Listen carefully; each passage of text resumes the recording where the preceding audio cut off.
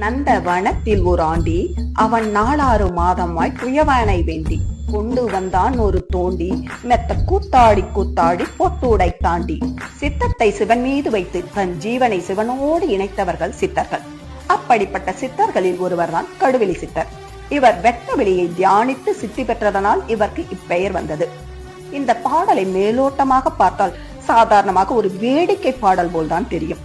ஆனால் வாழ்க்கையின் உன்னதமான தத்துவத்தை கடுவெளி சித்தர் 4 வரிகளில் எளிய வார்த்தைகளால் மிக அற்புதமாக விளக்கியுள்ளார்.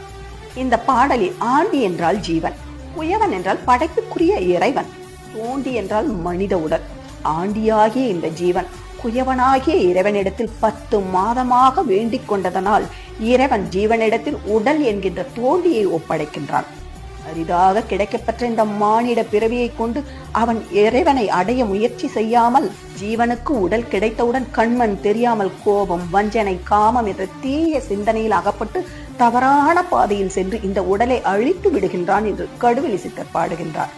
ஜீவாத்மா இறைவனிடம் வேண்டித்தான் இந்த உடலை பெற்றிருக்கிறது. அப்படி பெற்ற உடலை தவறான வழியில் பயன்படுத்தி விடுகிறார்களே என்ற கவலையில் நகைச்சுவையாக பாடியிருக்கிறார். மனிதா, அரிது அரிது மானிடராய் பிறத்தல் அரிது. இந்த அரிதான மானிட பிறவியை கொண்டு நாம் எதற்காக பிறவி எடுத்தோம் என்று நினைவில் வைத்து இறைவனின் திருவடியை அடைந்து பிறவா நிலையை